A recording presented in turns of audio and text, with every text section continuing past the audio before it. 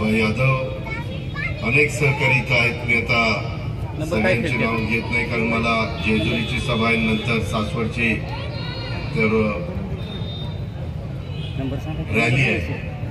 मित्रांनो, आज मी तुमच्या सगळ्यांच्या समोर आलोय ते महायुतीचे उमेदवार सुनेत्रा अजित पवार यांच्या घड्याळाच्या चित्राचं शेजारचं बटन दाबून त्यांना विजयी करावं अशा प्रकारची विनंती करण्याच्या करता आलो। निवडणुका म्हटल्यानंतर अनेक लोक आपली आपली भूमिका मांडण्याच्या करता येतात। इतरांच्याही समोरच्यांच्या काही सभा झाल्या असतील, त्यांनी त्याच्या संदर्भामध्ये त्यांची भूमिका मांडली असेल। मित्रांनो, आम्ही सगळ्यांनी भाजप, शिवसेना, राष्ट्रवादी काँग्रेस, रासप, आमचा आरपीआय आठवले, आरपीआय खरात, गवाडे साहेब, सदाखोत अशा अनेक मान्यवरांनी, मनसे त्यांनी बाहेरच्या राजसाहेबांनी पाठिंबा दिलेला आहे, अशा अनेक वेगवेगळे राजकीय पक्ष आहेत, त्यांनी एकत्र येऊन महायुती केलेली आहे आणि महायुतीचे 48 उमेदवार उभे केलेत। पहिला टप्पा, दुसरा टप्पा झालेला आहे, तिसरा टप्पा 7 तारखेला होणार आहे। आपण बारामती संपल्यानंतर इकडचा पहिलं गाव नीरा आणि पुरंदर तालुक्याचं त्या ठिकाणी शेवटचं इकडचं गाव म्हणून आपल्या गावची ओळख। माझं तसं बघितलं तर तुमचा माझा जवळपास 35 वर्षाचा संबंध। 91 साली तुम्ही सगळ्यांनी मला खासदारकीला प्रचंड बहुमताने निवडून दिलेलं होतं। मित्रांनो, आज मी बारामती लोकसभा मतदारसंघामध्ये फिरतोय। दुपारी सातारला पण मी उदयनराजेंच्या करता सभा घेऊन आलो। मी तुम्हाला एक गोष्ट सांगेन की एक जबाबदार नागरिक या नात्याने मतदान करत असताना आपलं मतदान कुठं दिल्यानंतर सार्थकी ठरणार आहे ह्याबद्दलचा विचार नीरेच्या परिसरातल्या लोकांनी केला पाहिजे। काही लोकांना मीच त्या ठिकाणी पद दिली, मीच त्यांना डायरेक्टर केलं, परंतु आता त्यांना जरा दुसरं काही आठवायला लागलेलं आहे। मलाही अनेक जण म्हणतात, अजित पवार तुम्हाला संधी कोणी दिली? मी सांगतो, पवार साहेबांनी। माझाही प्रश्न आहे, पवार साहेबांना संधी कोणी दिली? यशवंतराव चव्हाण साहेबांनी। इथं बसणाऱ्या राजकीय व्यक्तींपैकी प्रत्येकाला कुणी ना कुणी संधी देत असतं। त्या संधीचा समाजाच्या भल्याकरता कुणी कुणी फायदा केला हेही बघितलं पाहिजे। माझी गेल्या 35 वर्षाची एक कारकीर्द आपल्या सगळ्यांच्या समोर आहे। मी अतिशय स्पष्ट बोलणारा कार्यकर्ता आहे। माझ्या नेतृत्वाखाली ज्या संस्था चालतात, मग तो पीडीसीसी बँक असेल, सोमेश्वर कारखाना असेल, माळेगाव कारखाना असेल, अशा अनेक संस्था माझ्या नेतृत्वाखाली चालतात, त्या मी चांगल्या चालवण्याचा प्रयत्न करतो। समाजाला काहीतरी त्याच्यातनं देण्याचा प्रयत्न करत असतो। हे करत असताना 18 पगड जाती 12 बलुतेदारांना बरोबर घेऊन जात असतो। मित्रांनो, आज मी तुमच्या सगळ्यांच्या समोर बोलत असताना इथं अनेक जण, खरं तर मला यादी दिली, बाबाराजे जाधवराव वगैरे बरेच मान्यवर इथं आहेत, ती कुणी यादी दिली? काय गायत झाली? स्वतःची नावं येतात आणि दुसऱ्याची नाव नाही येत, गायत झाली। त्या संदर्भामध्ये माझं एवढंच त्याच्याबद्दलचं सांगणं आहे की या संदर्भामध्ये आपल्याला स्थिर सरकार त्या ठिकाणी आणायचंय। आज मी तुम्हाला घड्याळाच्या शेजारचं बटन दाबण्याचं काम करण्याची विनंती करतोय, बटन दाबण्याची विनंती करतोय। त्याचं कारण महायुतीच्या सरकारच्या माध्यमातून एकनाथराव शिंदे, देवेंद्र फडणवीस आणि मी, आम्ही सगळ्यांनी सर्वसामान्य माणसाला केंद्रबिंदू मानून कामं चालवलेली। आज माझ्या इथं निराशिव तक्रारला मोठ्या प्रमाणावर मुस्लिम समाज आहे, जवळपास 2000 लोकसंख्या आहे। सदरचा समाज प्रार्थना स्थळ, मस्जिद हे रेल्वे स्टेशनच्या दुसऱ्या बाजूला आहे, त्यांना जाण्या येण्याच्या करता रस्ता नाहीये, असे काही त्यांचे प्रश्न आहेत। मित्रांनो, आम्ही महायुतीचं सरकार चालवत असताना मौलाना आझाद महामंडळाला भाग भांडवल जे पहिलं कमी होतं ते आम्ही 1000 कोटी रुपये केलं। काँग्रेसला नेहमी माझा मुस्लिम समाज मतदान करतो, काँग्रेसच्या राजवटीमध्ये देखील 1000 कोटी रुपयाचं भाग भांडवल त्यांनी कधी केलं नव्हतं। यंदा अल्पसंख्याक विभागाला आम्ही लोकांनी जास्तीचा निधी दिला। दफनभूमी असेल, बाकीचे त्यांचे प्रश्न असतील, ते सोडवण्याच्या करता मदत केली। ह्याच्या आधी एवढा निधी कधी त्यांना मिळाला नव्हता। वक्फ बोर्डाच्या जमिनी काही जण लाटायला निघालेले होते. त्याच्यातले काही कायदे हे दुरुस्त करायचे होते. त्या जमिनी वक्फ बोर्डाच्या समाजाच्या करता राहिल्या पाहिजे, वाचल्या पाहिजेत, त्याबद्दलचे आम्ही निर्णय त्या ठिकाणी घेतले. अशा कितीतरी गोष्टी मी माझ्या अल्पसंख्याक समाजाच्या करता केलेल्या. लोक आम्हाला सांगतात की बाबा तुम्ही आता भाजपबरोबर गेला, मग आता कसं काय होणार, तुमच्या विचारधारेचं काय? सेक्युलर विचारधारा राष्ट्रवादी काँग्रेस पक्षाने सोडलेली नाहीये. शाहू फुले आंबेडकरांच्या विचारांनीच मी पुढे चाललेलो आहे. त्याच्यात यत्किंचितही बदल मी केलेला नाहीये. पण मी विकासाला महत्व देतो. आज देशाचे पंतप्रधान नरेंद्र मोदी साहेबांनी गेल्या 10 वर्षामध्ये जो कारभार देशामध्ये केलेला आहे आणि देशाला जगातील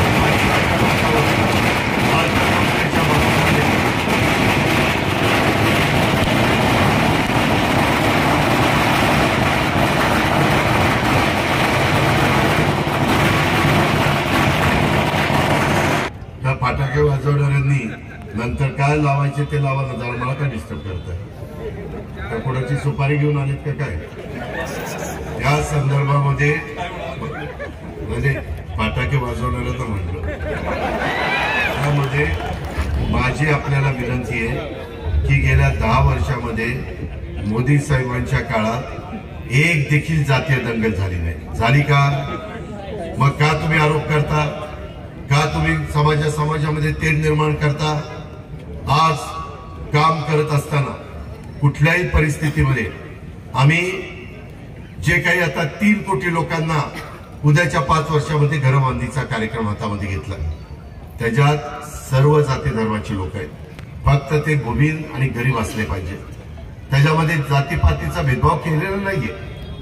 ह्याची पण नोंद निराशिव तक्रारच्या माझ्या मान्यवरांनी घ्यावी. मित्रांनो, आज आपल्या परिसरामध्ये रेल्वे जाते.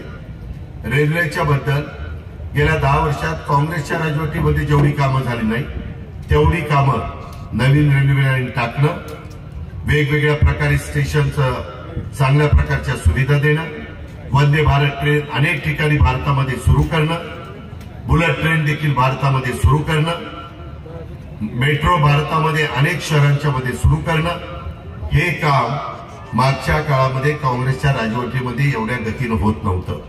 नॅशनल हायवेची कामं आता इथं अशोक टेकवडे बसलेत. मला आठवत आहे मी ते आमदार असताना मी हडपसर पासून माझ्या निरेपर्यंतचा पुढचा रस्ता हा IVRCL ला काम दिलेलं होतं आणि 4 पदरी करायचं टेंडर काढलं होतं. नंतर काय झालं, त्या दिवाळखोरीत निघालं, ते काम राहिलं, ते राहूनच गेलं. वास्तविक एवढी मोठी रहदारी त्या रस्त्याने असते.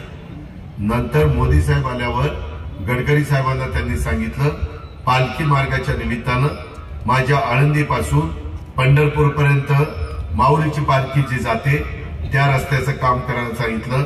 माझ्या बारामतीतनं इंदापूरमधनं तुमच्या देहू ते पंढरपूर पालखी जाते तुकोबाची, त्या तुकोबाच्या पालखीचा ते रस्त्याचं काम करायला सांगितलं.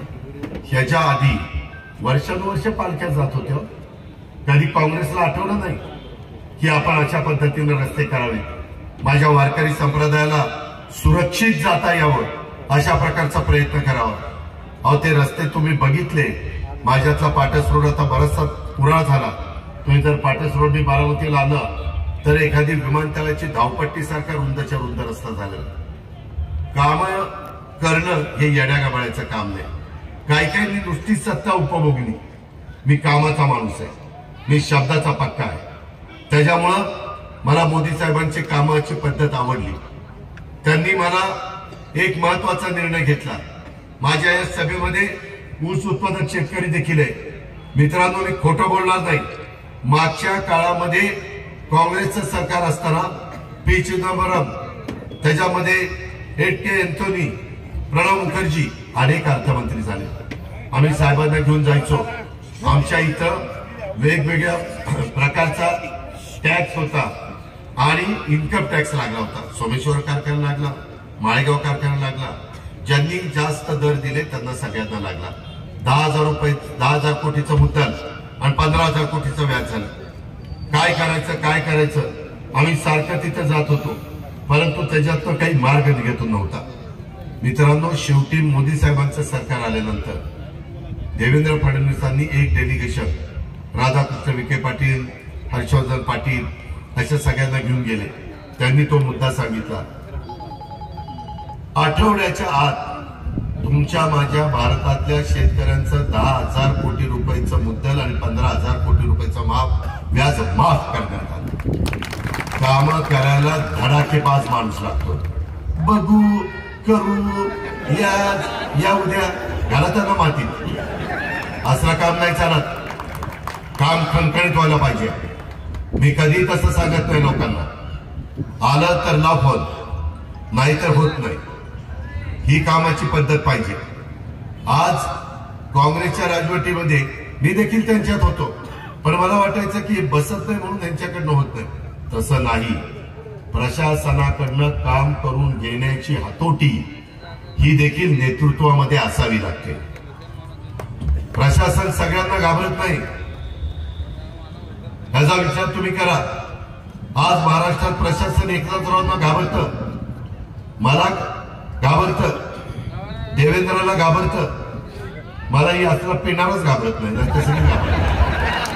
त्याच्यामध्ये ही परिस्थिती आहे. ह्या पोलिसांनी इथल्या इन्स्पेक्टर वगैरे आचारसंहिता होऊ दे एकदा. ही जे आरती टाकून आली त्या आरती भट्ट्या इथं चालू असल्या पाहिजे. त्याच्याशिवाय ही टाकाटाकी करून येणार नाही. हे पोलिसांचं काम आहे. सरकार त्याच्याकरता त्यांना मानधन देतं, पगार देतं. आम्ही कधी राजकीय हस्तक्षेप करत नाही. आमची हीच भूमिका आहे. लोकांनी, समाजाने व्यसनाधीन होता कामा नये. व्यसन मुक्तीला आपण महत्व दिलं पाहिजे.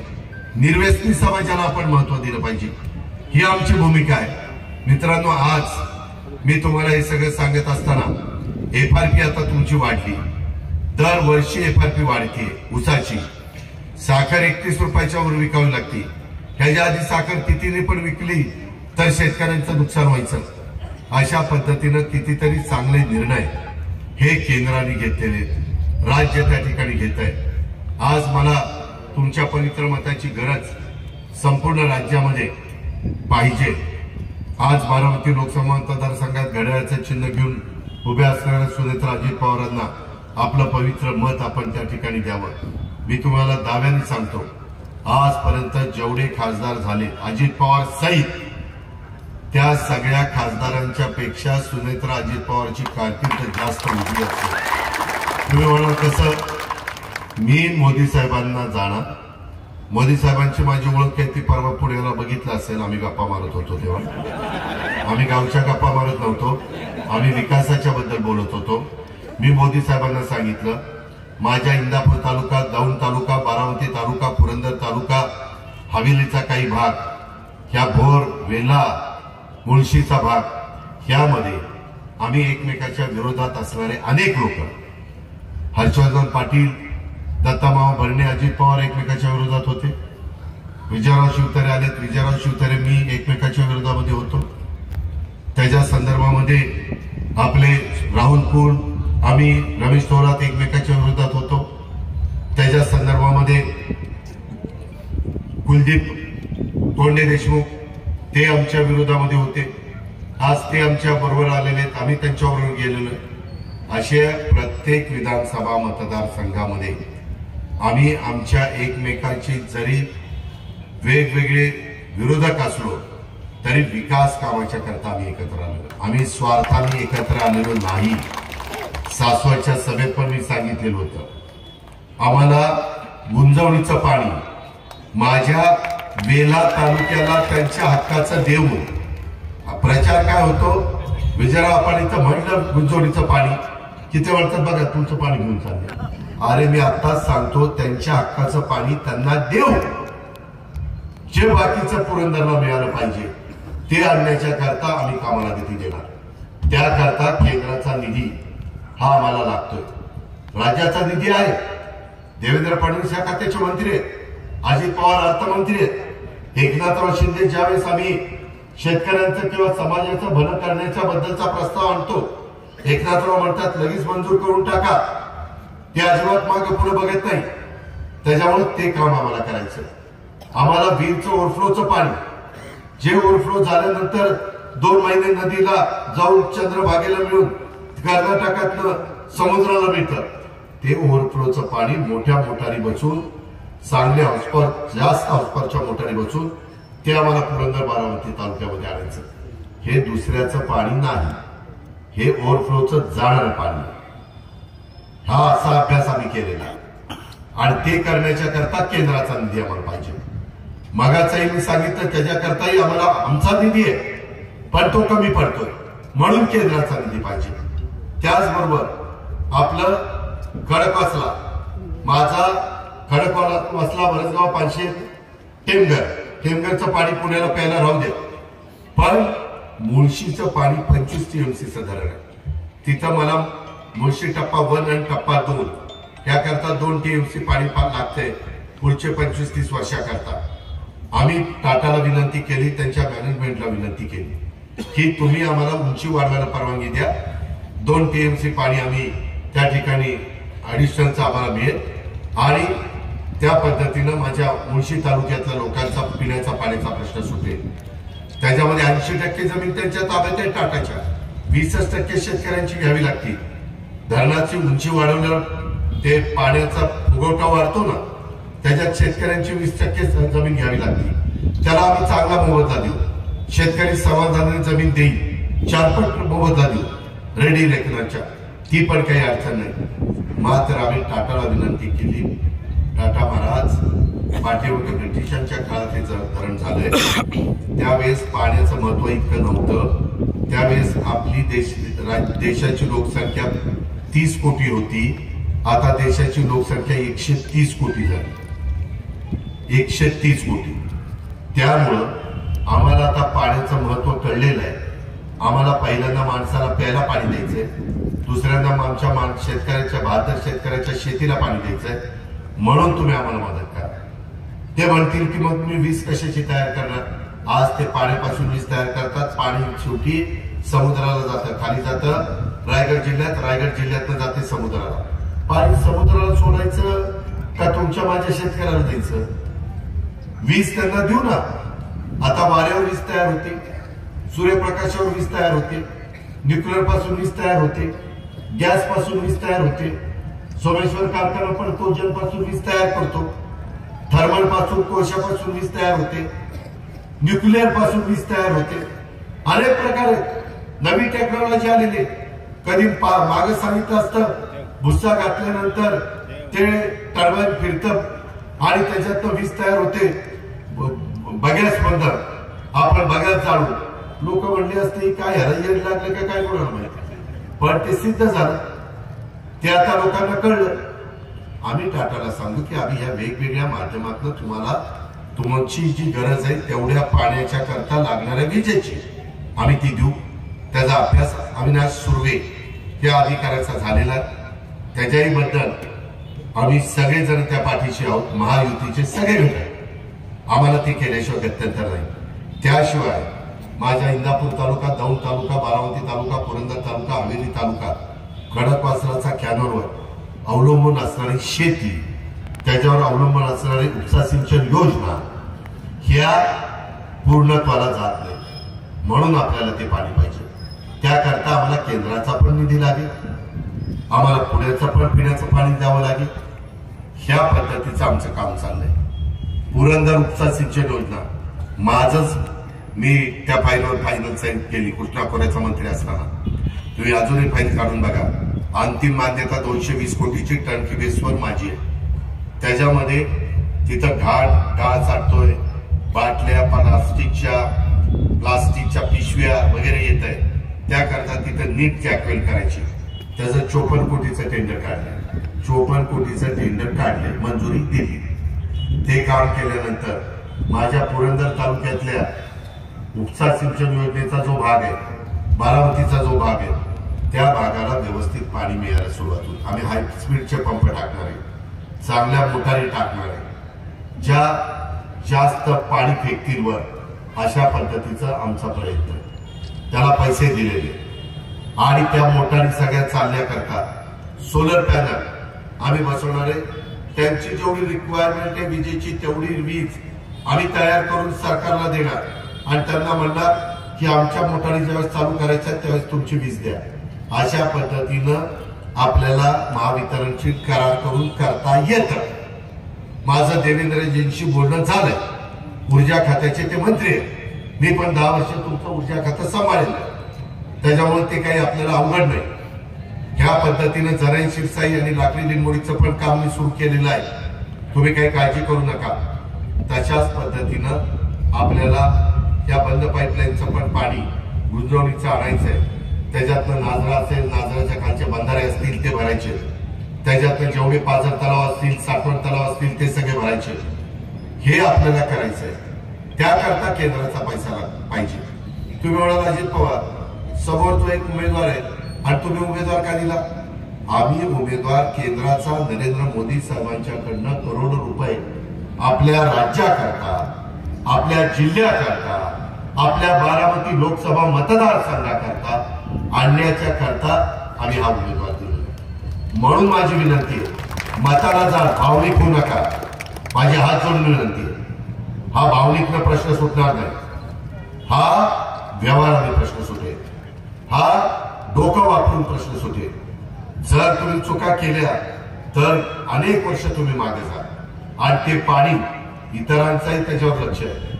इतरांनी नेलं तर मग तुमच्या माझ्यासारखा करंटा दुसरा पिढी नाही. फार आपली वाट लागेल. पुढची पिढी तर म्हणेल ही काय माणसं होती, त्यांनी आमचं वाटोळं केलं. त्या पुढच्या पिढीनं आमच्यावर वाटोळं केलं हा आरोप होऊ नये म्हणून हे सगळा खटाटोप आहे. आणि ते सहजासहजी शक्य आहे. त्याकरता निधी पाहिजे. मी राज्याचा निधी एकनाथराव मी आणि देवेंद्रजी देऊ, त्याबद्दल काळजी करू नका. आज करोड रुपयाच्या योजना चाललेल्या. माझ्याच बारामती तालुक्यात पिण्याच्या पाण्याच्या शहर आणि ग्रामीण भाग मिळून 1000 कोटीच्या योजना चालल्या. आता मी मोठीला 8 गावांची योजना केली. मोठीची लोक सांगत होती दादा आता सुपापर येणारं पाणी टँकर भरून आमच्या भागात जातात. एवढं आमच्याकडे पाणी आता व्यवस्थित झालेलं. 8च्या 8 गावं समाधानी आहेत. तसं देशामध्ये मोदी साहेबांनी स्कीम आणली. 50% रक्कम केंद्राची, 50% त्या राज्याची. महाराष्ट्र जीवन प्राधिकरणाबद्दल आपण ती योजना राबवतो. या गोष्टीचा पण विचार तुम्ही करा. माग ज्या खासदारांना आपण निवडून दिलं 10 वर्षामध्ये निरेचे सरपंच कुठे? सरपंच तुम्हाला 10 वर्षात काही पैसे आले का खासदाराचे? मागण्या केल्या होत्या, काही दिलं नाही. काही दिलं नाही. मी तुम्ही हे बटन दाबा, या खासदारांनी नाही दिलं ना, मग बघतोच त्या खासदारांना.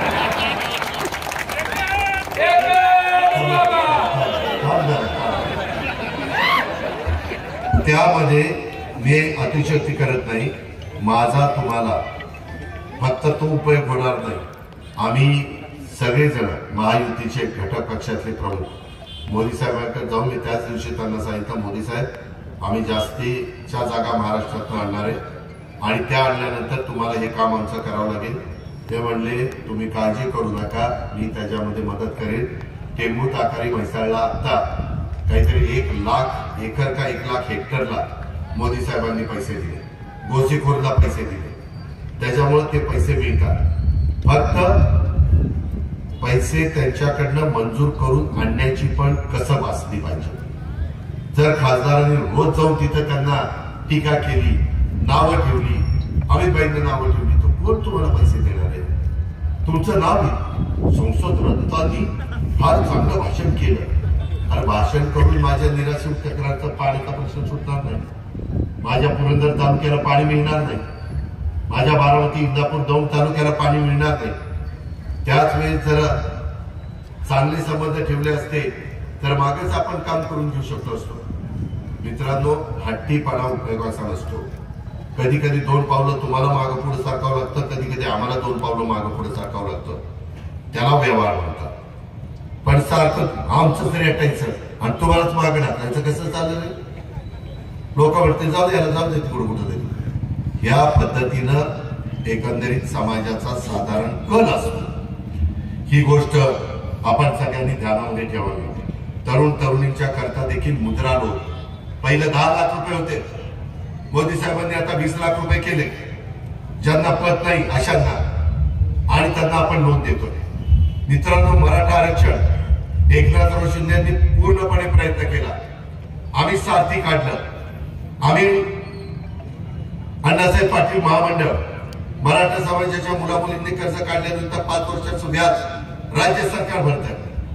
पुणे जिल्हा बँकेमध्ये अनेक प्रकरण होत आहेत, बारामती बँकेत होत आहेत. इतर आरक्षण मिळत नाही तोपर्यंत एनटीचा आहे, पण तोपर्यंत 1000 कोटी रुपयाचं दरवर्षी बजेट त्यांच्याकरता आपण दिलेलं आहे. ओबीसी समाजाच्या करता महाज्योती आपण काढलेलं आहे. त्या मुलामुलींच्या करता आपण मदत करतोय. माझा रामोशी समाज असेल, माझा नाभिक समाज असेल, जो काही घटक आहे सगळ्यांच्या करता वेगवेगळ्या प्रकारची महामंडळाची स्थापना केली. माझ्या मातक समाजाची मागणी होती, दादा बारकिलोने नववधूंनाच फायदा होतो, आम्हाला होत नाही. आता त्यांच्या करता आरटी काढलेला आहे की मातक समाजाला पण न्याय मिळाला पाहिजे. कुठल्या समाजाला वंचित ठेवलेलं नाही. राहिला असेल तर त्यालाही द्यायची दानत आहे, त्यांनाही द्यायची आमची भूमिका आहे. ही पण गोष्ट माझ्या निरा शिवतक्रारच्या लोकांनी कानामध्ये घेतली. मित्रांनो, अजून बऱ्याच गोष्टी आपल्याला केंद्र सरकारकडनं आणायच्या. आम्हाला कधी कधी मोठ्या योजना करण्याच्या करता वर्ल्ड बँकेचा पैसा लागतो, जपान गव्हर्नमेंटचा पैसा लागतो जायकाला. तो आणायचं म्हटलं तर व्हाया केंद्र सरकार थ्रू जावं लागतं. ते केव्हा होईल? त्यांच्या विचाराचा खासदार गेला तर आपण त्यांना सांगू की आम्हाला हे कर्ज आमच्या या प्रकल्पाच्या करता पाहिजे, तेवढी शिफारस केंद्र सरकारने करावी, आमच्या लोकांचं भलं म्हणावं. ते करतील. त्याकरता तुमचं पवित्र मत उद्याच्या 7 तारखेला गड्याच्या चित्राच्या शेजारचं बटन दाबून हवं. मित्रांनो, मी पुन्हा सांगतो, भावनिक होऊ नका. भावनिक होऊन काही जर केलं तर परत तुम्हाला मला ब्रह्मदेव वर्ग आला तरी काय होणार? कोण ब्रह्मदेव आला तरी शहाणा बना. आम्ही कामाची माणसं आहोत, आम्ही जे बोलतो ते करतो, हे आपल्याला सगळ्या महाराष्ट्राला माहिती आहे. त्याकरता ह्याचा एकदा माझ्या शेतकऱ्यांच्याकडे पैसा आला की त्याचा माझ्या निरा शिवतक्रारच्या बाजारपेठेवर परिणाम होणार आहे. उद्याच्याला एसटीची कामं, बाकीची कामं ती एकनाथराव शिंदे, मी, देवेंद्रजी तुम्हाला करून देऊ. आम्ही कामं करतो. मी बारामती कशी बनवली तो तुम्हाला माहिती आहे. मित्रांनो, मला आता बारामती पुरतं थांबायचं नाही. मला पुरंदर, मला दौंड, इंदापूर, मला हवेली आणि माझा बोरवेला मुळशी हाही भाग त्या पद्धतीने करायचा. तुम्ही फक्त तुमचं पवित्र मत द्या. तेवढी धमक आणि ताकद आपल्यामध्ये आहे, तुम्हालाही बघायला मिळेल किंवा खरंच बदल होत चाललेला आहे. जेजुरीच्या खंडेरायाचा देखील आपण जीर्णोद्धार हातामध्ये घेतलेला. त्याच्या संदर्भामध्ये वेगवेगळे किल्ले, गड याचंही संवर्धन करण्याचं काम आम्ही हातामध्ये घेतलंय. युगपुरुष छत्रपती शिवाजी महाराजांचा आदर्श हा डोळ्यासमोर ठेवून आमची वाटचाल चाललेली आहे. या प्रकारे आम्ही सगळ्यांना महात्मा ज्योतिराव फुले, सावित्रीबाई फुलेंचं स्मारक विड्यावाड्यामध्ये आम्ही करतोय, जिथं पहिली मुलींची शाळा सावित्रीबाई फुलेंनी काढलेली. दुसराही स्मारक करतोय तिथं क्रांतीवीर नवजी वस्तादांचं स्मारक परवा आम्ही भूमिपूजन केलं. ते पुण्यामध्ये दिमागदार त्या ठिकाणी करतोय. सौंडीला चांगल्या प्रकारे पुण्यश्लोक अहिल्यादेवी होळकरांचा तुम्ही आम्हाला प्लॅन दाखवा, तिथंही आम्ही मदत करू, अशा पद्धतीने सांगितलं. मित्रांनो, एक चिठ्ठी आली, बरोबर आहे, दूध अनुदान भेटायला खूप अडचणी येत आहेत, ऑनलाईन पण व्यवस्थित झालं नाही. हे ज्यांनी दिलं 100% ते खरं, 100% खरं. त्याकरता आता आचारसंहिता आहे, आचारसंहिता संपू दे. मी तुझे सगळे पैसे त्या तुझे म्हणजे दूध उत्पादक शेतकऱ्यांचे, राधाकृष्ण विखे पाटील, मी, देवेंद्रजी आणि एकनाथराव आम्ही घोषणा केलेली. आता थोडस आम्हाला काही सूचना द्यायला मर्यादा आहे, पण आचारसंहिता संपली की राहिलेल्यांचे पैसे त्यांच्या अकाउंटला जमा होतील, हा शब्द देखील मी या सभेच्या निमित्तानं देतो. हे आपण सगळ्यांनी या निमित्तानं ध्यानामध्ये घ्यावं, माझी विनंती आहे. इथं सर्व राजकीय पक्षाचे महायुतीचे नेतेगण आता आजची रात्र, उद्याचा दिवस आणि उद्याची रात्र थोडासा सगळ्यांनी जोर लावा. त्याच्या संदर्भामध्ये गावातले मतभेद, कदाचित आम्ही एकमेकांच्या विरोधात ग्रामपंचायत लढलो असेल, कुठलं बँक लढलो असेल, आणखी काही आमदारकी लढलो असेल, परंतु ते आता झालं गेलं. कार्यकर्त्यांनी, आम्ही नेत्यांनी ठरवलं की आम्ही सोडून दिलं लोकांच्या विकास कामाच्या करता, लोकांना पाणी आणून देण्याच्या करता. तसं खालच्यांनी पण करा, कारण एक एक मत महत्वाचं आहे. तुमच्या तिथल्या छोट्या मोठ्या तक्रारीतनं पण कारण नसताना समोरच्या विरोधी पक्षाचं पावतं ते आपल्याला पाहून द्यायचं नाही. ते मात्र तुम्ही लक्षात घ्या. त्या संदर्भामध्ये आपण काळजी घ्या. सगळ्यांना आम्ही रिस्पेक्ट देण्याचा प्रयत्न करू. ती आमची जबाबदारी आहे, ते आमचं काम आहे. पण यथा कदाचित कुठं कुणाचं नाव चुकलं, फोटो चुकला, फोटो राहिला, नाव राहिलं तर कृपा करून कुणी राग मानू नये, अशाही प्रकारची माझी तुम्हाला सगळ्यांना विनंती आहे. मित्रांनो, जाणीवपूर्वक माझ्या मागासवर्गीय समाजाला सांगितलं जातं की पुन्हा आता देशाचे पंतप्रधान मोदी साहेब झाले तर संविधान बदलतील. मी जाहीरपणे सांगतो, जोपर्यंत चंद्र सूर्य आहे तोपर्यंत एकही जण आपलं संविधान बदलू शकत नाही. मोदी साहेबांनी पण त्यावेळेस मला सांगितलं, अरे आजी तू लोकांना सांग, काँग्रेसच्या राजवटीमध्ये संविधान दिन साजरा झाला नाही. मोदी साहेबांचं सरकार आल्यानंतर घटनेचे शिल्पकार डॉक्टर बाबासाहेब आंबेडकर यांचा सन्मान ठेवण्याच्या करता, त्यांना रिस्पेक्ट देण्याच्या करता दरवर्षी संविधान दिन साजरा होतो. कुणी केलं? मोदी सरकारने केलं. काँग्रेसला आहे उत्तर.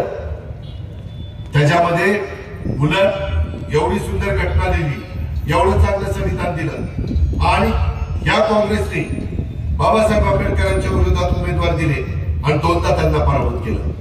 काही वाटतं का त्यांना? आज आपल्या एनडीएचे 2 खासदार बिंदुरात आले, सुरतचा एक आणि मला वाटतं इंदोरचा एक.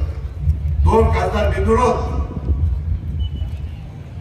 विरोधी पक्षाला उमेदवार पण मिळाला नाही आणि हे मात्र आव आणतायत आणि बाबासाहेबांना मात्र त्यावेळेस पाडायचं काम केलं. यांचे दाखवायचे दात एक वेगळे आणि यांचे खालचे दात वेगळे, हे आपण सगळ्यांनी ओळखलं पाहिजे. मित्रांनो, 106 वेळा बाबासाहेब आंबेडकरांची घटना दिली, त्याच्यात अमेंडमेंट झाली. त्याच्यात काँग्रेसच्या राजवट किती वेळा झाली माहिती? 90 वेळा. पंडित जवाहरलाल नेहरू, लालबहादूर शास्त्री, इंदिरा गांधी, राजीव गांधी, डॉक्टर मनमोहन सिंग या सगळ्यांच्या काळामध्ये 90 वेळेला घटनेमध्ये अमेंडमेंट करण्यात आली. आणि पावती कुणाची पडतात? मोदी साहेब तिथं घटना बदलणारे, अंक करणारे, वाटेल तसं खोटं बोलतात. यांना विकासाचा बोलण्याचा मुद्दा राहिलेला नाही. काल परवा काहीतरी इथं सभा झाली, विकासाचं काही बोलले का? ही कुठली पद्धत? अरे विकासाचं काय करणार, देशाचं काय करणार? देश 3ऱ्या क्रमांकावर अर्थव्यवस्थेच्या बाबतीमध्ये कसा देणार आम्ही लोक, त्याच्याबद्दल तुमची काय भूमिका आहे? जीडीपी वाढवण्याच्या करता आम्ही जे करतोय त्याच्यामध्ये तुमची काय भूमिका आहे? काही सांगायला तयार नाही, फक्त टीका करायची. आमच्यातली तर कच्ची बच्ची पण माझ्यावर बोलायला. माझ्या राजकारणात मी आल्यावरच जन्माला आली, पण काय सुरू सुरू सुरू सुरू बोलताय. आम्हाला 7 तारीख होऊ द्या, मग बघतो तुमच्याकडे. मी आहे, तुम्ही आहे, दुसरं कोण आहे? पण आता बोलणार नाही, त्यांचं त्यांना लागला. आपल्याला फक्त विकासाचं बोलायचं आणि विकासाच्या दिशेने माझ्या बारामती लोकसभा मतदारसंघाच्या माझ्या सहकारी मित्रांना त्या ठिकाणी घेऊन जायचंय. हे सांगण्याच्या करता मी आज मावळत्या सूर्याला साक्षी ठेवून माझ्या निराशा तक्रारमध्ये आलेलो आहे. अजिबात कुठं चुकू नका. जे चुकलेले झालं गेलं त्यांना त्यांचं काय करायचं ते करू द्या. पण आमचे राजेश असतील, बाकीचे सगळे सहकारी असतील, सगळ्यांनी, चव्हाण कंपनी असेल, आता लक्ष्मणला जाता स्वतः आहे, दादांचे माझे फार पूर्वीपासून संबंध आहे. सगळ्यांनी या गोष्टीला हातभार लावा, तर तुमच्या पुढच्या पिढीचं भलं होणार आहे. तर तुम्हाला पुढं पाण्याच्या बाबतीतला कायमचा प्रश्न तुमचा सुटणार आहे. हे पोटतिडकीनं सांगण्याच्या करता आज आवर्जून मी माझ्या ह्या परिसरामध्ये आलेलो आहे. निराशी व तक्रार, रेल्वे स्टेशनवर लांब पल्ल्याच्या गाड्या थांबा मिळावा, नवीन प्लॅटफॉर्म बांधकाम व्हावं. खासदारांनी 10 वर्ष काय झोपा काढल्या का? नाही, 10 वर्ष. त्याच्या आधी तर 5 वर्ष त्यांचं वर सरकार होतं, पण 15 वर्षावर हे काम करायला पाहिजे. अरे आम्ही निवडून गेल्यानंतर कामच करून दाखवतो. त्याच्यामध्ये निराशी व तक्रार गावातील हजारो महिला रोजगार उपलब्धतेसाठी जेजुरी शिरवळ एमआयडीसी मध्ये कामाला जात आहेत. सदर महिलांच्या करता निरा गावातील काही रोजगार उपलब्ध व्हावा, ह्याच्यातही मार्ग काढतायत. ज्या उमेदवारांना मी मतं मागतोय ना, त्यांनी बारामतीमध्ये टेक्सटाईल पार्क काढलंय. 6,000 महिलांना काम आहे. किती? 6,000. तुम्ही द्या. आपण त्याच्याही बाबतीमध्ये ज्याच्यातनं माझ्या महिलांना रोजगार मिळेल आणि त्यांच्याकडे आर्थिक सुबत्ता येईल, तो कार्यक्रम राज्य आणि केंद्राचा मिळून एकत्रपणे आपण राबवू. त्याच्यामध्ये माऊली पालखी स्नान हे निरा गावाचा मान आहे. यासाठी निरा नदीमध्ये महादेव मंदिराजवळ घाट बांधण्याच्या करता आराखडा तयार करून निधी द्यायचा. आणि ही तर आपल्या हातातलं काम आहे. माग का नाही सांगितलं? हे काम मीच तुम्हाला करून देतो. मी वेगवेगळ्या प्रकारे चांगले घाट वेगवेगळ्या ठिकाणी, तुम्ही बारामतीची करा नदी बघा कशी काय केली. कॅनॉल पण भारी केला, नदी पण भारी केली. तू बटन दाब नुसतं, आता इथलंही भारी करून टाकतो. त्याच्यामध्ये निराशी व तक्रार गावचं पोलीस स्टेशन अत्यंत दुरावस्थेत आहे, नवीन इमारत. मी आपल्याला शब्द देतो, आता तुम्ही माळेगावचं पोलीस स्टेशन जाऊन बघा. सोप्याचं पोलीस स्टेशन बघितलं कसं काय? बारामतीचं एसटी स्टँड बघितलं का कसं काय? तसं आपल्याला करायचं ना, बटन दाबा, बाकीचं माझ्यावर सोपवा. तुम्ही काळजीच करू नका, हे आपल्या हातातलं आहे. कारण मी देवेंद्रजींना सांगणार की देवेंद्रजी तुम्ही मंजूर करा पोलीस स्टेशन. ते म्हणतील निधी काय? मी म्हणणार निधी धरा आणि का मंजूर करा. त्याबद्दल काही काळजी करू नका. आपल्या पुढच्याच महिन्यामध्ये बजेट आहे, त्यामध्ये आपण ते काम करू. अशा पद्धतीनं ठीक आहे. पुरंदर तालुक्यातील डोंबरी गारुडी समाजाचा या महायुतीच्या उमेदवाराला पाठिंबा आहे. घरकुलाचे विषय, रोजगाराचे विषय असतील ते मी मागाशीच सांगितलं. सर्व जाती धर्माच्या लोकांना आम्ही 3 कोटी घरकुलं बांधण्याचा निर्णय हा एनडीएच्या जाहीरनाम्यामध्ये आलेला आहे. मी तो तुम्हाला करून दाखवीन. त्याच्यामध्ये फक्त तुम्हाला कागदपत्राची पूर्तता करावी लागेल. त्याच्याबद्दल मी एक चांगला अधिकारी नेमीन किंवा जे काही करायचं काम सोपस्कर होण्याच्या करता महायुतीच्या सर्व मान्यवरांना विश्वासात घेऊन त्याच्यात आम्ही मार्ग काढू. तुम्ही काळजी करू नका मित्रांनो. आम्ही कामाची माणसं आहेत. आम्ही नुसत्या गप्पा मारणारी माणसं नाही. आम्ही पोकळ घोषणा करणारी माणसं नाही. हा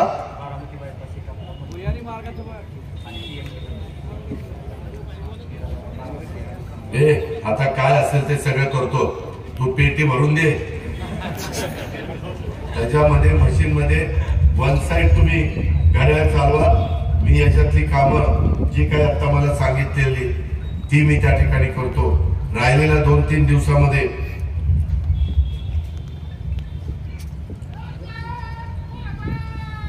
दिलं ना. मुस्लिम समाजाचं सांगितलं, धनगर समाजाचं सांगितलं ना.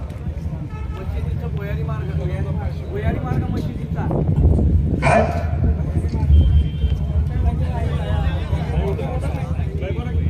दादा भुयारी मार्ग मशिदीचा तुम्ही केलाय ना, तो आरयूबी आहे का?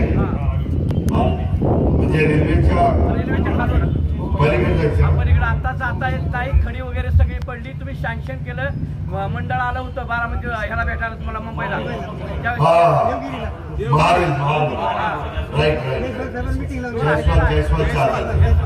आचारसंहिता संपू द्या. जयस्वालाला बोलून घेतो, काम सुरू करायला. त्यामध्ये कारण त्यांना मी परवाच काही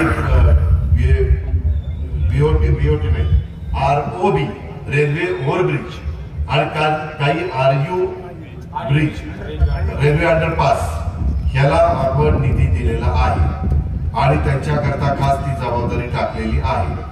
मी निरा शिवतकरांनो, मला तुम्ही समाधानी करा, मी तुम्हाला समाधानी करतो. मला जास्त उघड बोलता येत नाही, नाहीतर लगेच नोटीस चालेल. असं आश्वासन दिलं पत्र घेतली, त्याच्यामुळं तसं काही करत नाही. तुम्ही मला उद्याच्या 7 तारखेला महायुतीच्या उमेदवाराला मदत करून समाधानी करा. मी त्याच्याबद्दल तुमचे जे विकासाचे प्रश्न जे असतील ते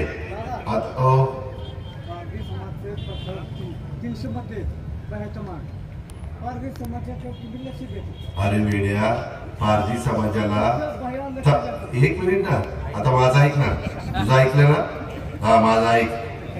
त्यामध्ये आम्ही त्यांना ST मध्ये घातलेलं आहे. ST ला तर एवढ्या सवलती आहेत आणि पारधी समाजाच्या करता आम्ही गायरानामध्ये जमीन, गायरानाला घरकुलाला परवानगी आम्ही देतोय. त्यामध्ये तुम्ही मला प्रस्ताव आणा, मी तुम्हाला जे काही पारधी, फक्त त्यांनी घरं दिल्यानंतर नीट राहायचं, चोऱ्या माऱ्या करायच्या नाही. आल्या नाही तर त्यांना व्यवस्था केली. निराश होता म्हणून अजित पवारला उद्योग होता की नव्हता. अरे मी सांगतो ना होय म्हणून. हा भैया लक्ष देतात, त्याच्यापेक्षा जास्त मी लक्ष देईन, काळजी करू नको. फक्त त्यांनी नीट वागावं, धंदा पाणी करावं, चुकीच्या गोष्टी करू नये, एवढीच आमची अपेक्षा आहे. मित्रांनो, अधिक बोलत नाही. माझी तुम्हाला पुन्हा आग्रहाची, नम्रतेची, कळकळीची विनंती आहे. आपल्याला अनेक महत्वाचे निर्णय लोकांना विश्वासामध्ये घेऊन करायचे. विमानतळाच्या बाबतीमध्ये ज्या भागातले लोक संमती देतील, मी पुन्हा शब्द वापरतोय. मी परवाच भोरला आपले मुख्यमंत्री होते तेव्हाही आमची तिथे चर्चा झाली. ज्या भागामध्ये माझे शेतकरी संमती देतील स्वखुशीने, त्या ठिकाणी आपल्याला आंतरराष्ट्रीय दर्जाचं विमानतळ पुणे जिल्ह्याच्या करता करायचंय. त्याबद्दल आपण काळजी करू नका. पण आम्ही शेतकऱ्यांना नाराज करू, त्यांना त्या ठिकाणी कुठला त्रास होईल असं करू आम्ही त्या गोष्टी करणार नाही. आपल्याला दिव्याला देखील MIDC करायची आहे. ती MIDC IT पार्क म्हणून ती करायचंय, कारण हिंजवडीचा IT पार्क जवळपास भरलं गेलेलं आहे. त्यालाही उदय सामंत, देवेंद्रजी, मी आणि एकनाथरावांनी मान्यता दिलेली आहे. परवा सासवडला सभा झाली, विजयराव शिवतारेंनी पुढाकार घेऊन घेतलेली, त्यामध्ये ह्याही गोष्टी ठरलेल्या आहेत. तुम्ही पहा, आता आम्ही सगळेजण विकासाच्या करता एकत्र आलेलो आहे. आपल्याला केंद्राचा आणि राज्याचा निधी मोठ्या प्रमाणात आणण्याच्या करता एकत्र आलेलो आहे. आणि माझ्या 5 तालुक्यातल्या शेतकऱ्यांचा कायमचा शेतीचा पाण्याचा प्रश्न आणि पिण्याचा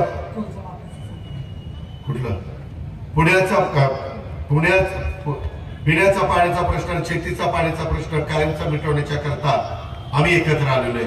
जाता जाता एकच सांगतो, अनेक जण म्हणतात 71,000 कोटीची कर्जमाफी मागच्या सरकारने केली. ती देशामध्ये 71,000 कोटी होती. कुठं? देशामध्ये. विजयराव, देवेंद्र फडणवीस मुख्यमंत्री झाले, तुम्ही त्या मंत्रिमंडळामध्ये राज्यमंत्री होता, त्यावेळेस एकट्या महाराष्ट्राची 35,000 कोटीची कर्जमाफी झाली. किती? 35,000 कोटीची.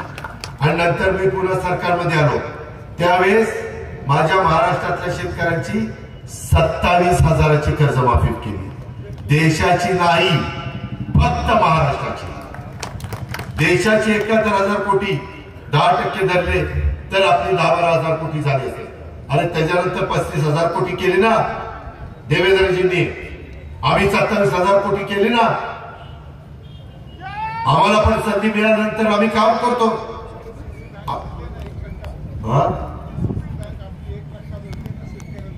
नाही, PDCC बँक 0% पीक कर्ज त्या ठिकाणी देते. शैक्षणिक कर्ज 6% देते. त्याच्यामध्ये जवळपास 250-300 मुलं परदेशात गेलेली आहेत. 2-3 वर्षात PDCC बँकेच्या मदतीमुळे 40 का 50 लाख रुपये, दिव्यावर किती देतो? 40 लाख रुपये आम्ही देतो. त्यांनी परदेशात जाऊन ज्याला शिक्षण घ्यायचंय त्यांना. 2000 मुलांना पुढच्या 2-1 वर्षामध्ये फायदा होणार आहे. हा फायदा आम्ही करतोय ना, शेतकऱ्याकरता करतोय ना.